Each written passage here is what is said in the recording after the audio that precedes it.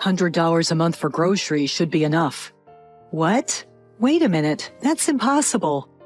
If you can't keep it down to $100, we're getting divorced, understand? You can't be serious. So you're not even willing to try, huh? I never thought you are the kind of person who never tried. Such a pathetic woman. I felt a sudden surge of anger when my husband said that. If he's going to mock me like that, then I'll prove him wrong. Fine, then I'll make sure we keep our grocery expenses below $100 a month. My name is Anne, a 29-year-old housewife. My husband John and I have been married for a year. John and I met at a group date and decided to get married after dating for a year. Anne, I want you to stay home and take care of the house once we're married. So I quit my job after getting married and became a full-time housewife. I did like my job, but starting a new life with John was more important to me, so I didn't hesitate to be a housewife. Our life after marriage was sweet and blissful. Every day, I made lunchboxes for John and prepared elaborate dinners. John always said, "Anne, your cooking is really delicious," and his enjoying meals made me very happy. Back then, he had a steady job, and he would always leave work on time and come home early, so the two of us used to have peaceful and happy meals together. But recently, it seems like John's work has become busier, and he's coming home later. He used to be home by 6 p.m., but lately, he often doesn't come home until after 9 p.m. It seems like the increase in work also means he is being counted on more by his superiors and is often invited out for drinks. So every Friday night, he goes out drinking and often doesn't come home until late at night. I'd be lying if I said I wasn't lonely, but John is working hard to improve our life together, so I can't complain. So I decided to make an even greater effort with the lunchboxes, giving John a taste of home. I put so much effort into them. They looked like something you might buy in a department store. So I started making an extra one for myself to eat for lunch, just knowing I was eating the same lunch as John, around the same time during his lunch break, made me feel like we were having a meal together, which was a great comfort. I sincerely hope that my homemade lunchboxes can bring some comfort to my husband, even if it's just a little bit. With that thought in mind, I pour my heart and soul into preparing them. John seemed to notice the changes in the lunches, and after coming home, he would cheerfully say, "Lately, you've been making such extravagant lunches for me. They're all delicious." When he praised me like that, I felt motivated to do even more. Since then, I've continued to work hard on the lunchboxes, making them both tasty and appealing. Before I knew it, cooking was becoming my hobby. I began to take pictures of the lunchboxes and post them on social media, and I was surprised to find that the posts were getting quite a lot of attention. Before, I only had a few followers, mostly friends, but the number of likes and followers started to increase rapidly. This was a first for me, and it was very exciting. I started to see comments from people wanting to know the recipes, so I began to post detailed recipes along with the photos. Sure enough, there were people who tried to imitate and create what I made. I received delightful comments like, "My husband said it was delicious," or "I included it in my child's lunchbox, and they requested it again." And this is a first for me. I was thrilled and was gradually getting into cooking more. It might be even better if prepared in this way. Maybe reducing the amount of this seasoning might bring out the sweetness of the ingredients. As I continued to cook while pondering these things, I found that I had created quite a number of recipes. I hadn't thought I'd pick up a new hobby at this age. My husband John seemed as busy with work as ever, spending less time at home due to overtime and working on weekends. But I didn't feel as lonely as I thought I would, because I used my alone time to study nutrition and even obtained a nutritionist certification. Time flew by, and 2 years of our married life had passed. I started thinking it might be about time to have a child. When I discussed it with my husband, his response was not what I expected. Before we got married, I remember him talking about wanting to have 2 kids, so his reaction was surprising. Maybe he still wants a child, but thinks it's not the right time, or perhaps there has been some change in his mind. Somehow I felt a bit sad, as if we were not able to communicate properly as a couple. Looking back, I feel that John is less interested in me than he used to be. Our intimate nights have obviously decreased, and even when I try to initiate, I get turned down with excuses like, "I'm tired, sorry." He also stopped giving feedback about the lunchboxes I put so much effort into making. I felt increasingly lonely, wondering if this was the so-called marital doldrums. One day, amidst all of this, my husband made a surprising remark. "Anne, aren't you overdoing it with these elaborate dishes?" "Huh? I'm troubled by you squandering the money I earn." "Don't refer to it as squandering. And I haven't been making extravagant expenditures, you know. I'm simply using regular priced ingredients and figuring out recipes to make tasty meals while keeping costs low." "That's impossible. Those visually appealing and tasty lunchboxes must cost a lot to make." "No, not at all. Just a little ingenuity and preparation can change the flavor quite significantly. Don't lie to me. I know you always take pictures of the lunchboxes you make and post them on social media." "Huh? I didn't expect my husband to know about my social media, but it seemed like he hadn't looked through every detail."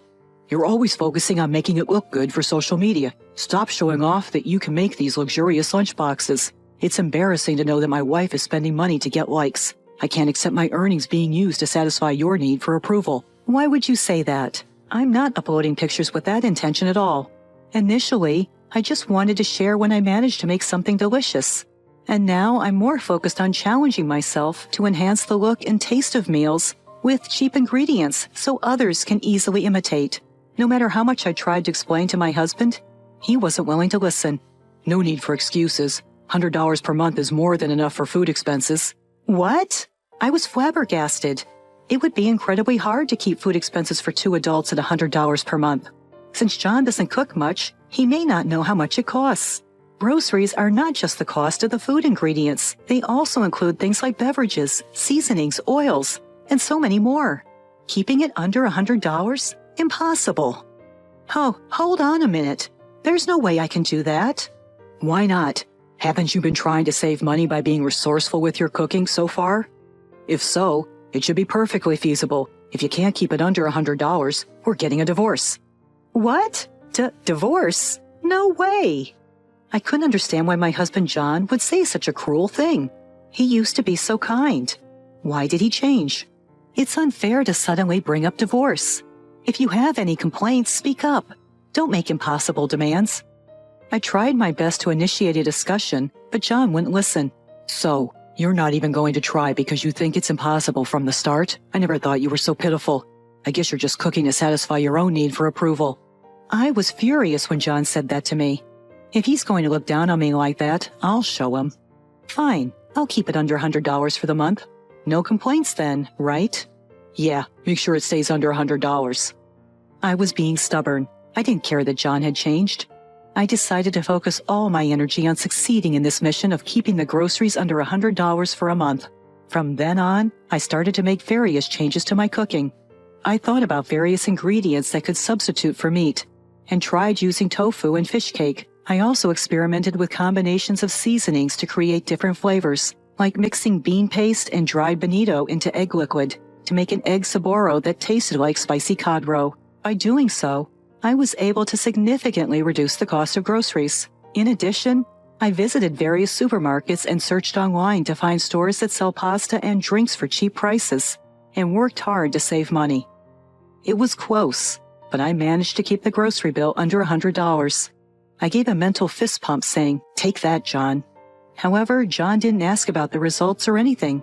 He just went on with his life as usual. I was disappointed that he didn't seem interested in something he had proposed. But I didn't know when he might bring up the issue of groceries again, so I decided to continue with the $100 grocery lifestyle.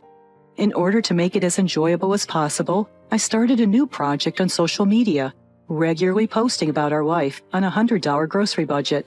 As before, I posted recipes so that everyone could replicate my budget-friendly meals. I saw a comment about wanting to see a video summary, so I started uploading weekly videos on a video sharing site that neatly summarized what I was doing. To my surprise, I got a lot of feedback, and the number of subscribers on the video sharing site increased rapidly, enabling me to monetize it in no time.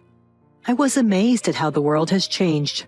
The more people watched, the more motivated I became, and I kept coming up with new recipes. In the midst of everything, my husband John told me he would be going on a 3-day business trip the week after next.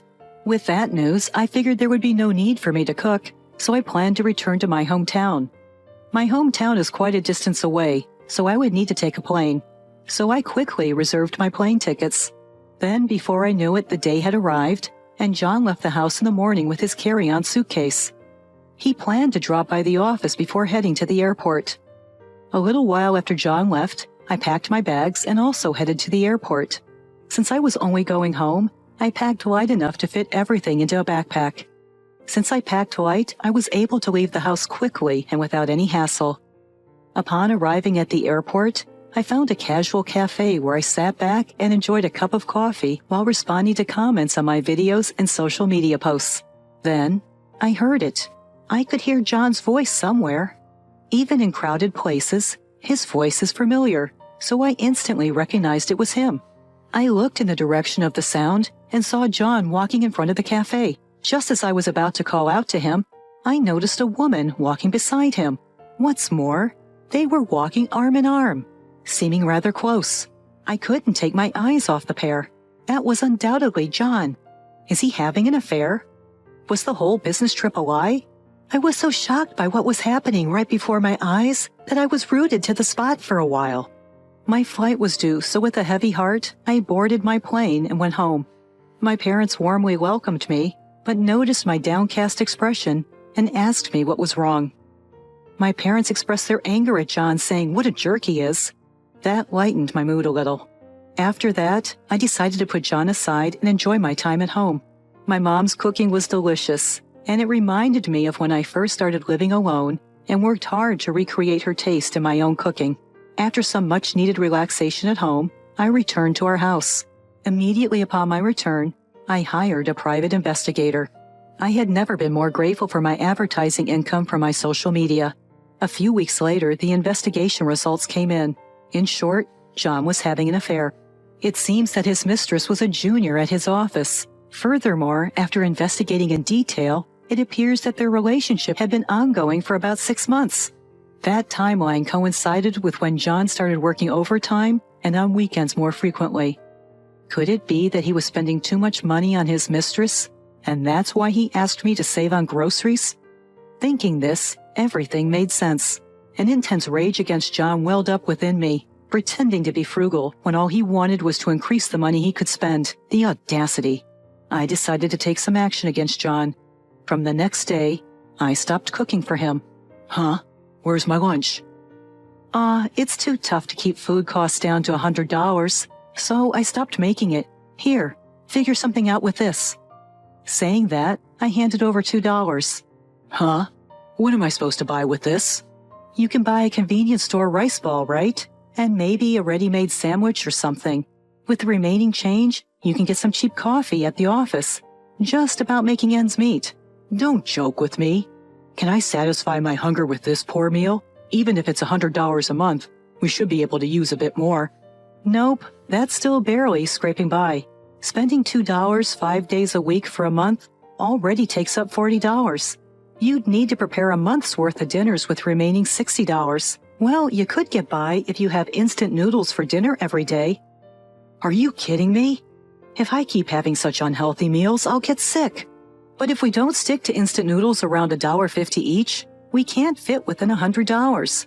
$1.50 for 30 days is $45. Add that to lunch, and you're already at $85. Then you've got to keep your monthly beverage expenses within $15. Once I explained this far, my husband John finally seemed to understand the difficulty of keeping food expenses within $100. Hold on a sec. So you're saying the lunch and dinners you've been making so far exceeded $100? No, I managed to keep it within $100 through my efforts. Then why don't we just continue that? No way. You and I are strangers now. That's why I'm teaching you how to manage food expenses on $100 without me. What? What do you mean? I thrust divorce papers at my surprised husband. Divorce? Why all of a sudden? It's not sudden. I've been preparing ever since I found out about your affair. Upon hearing this, John turned pale. What affair are you talking about?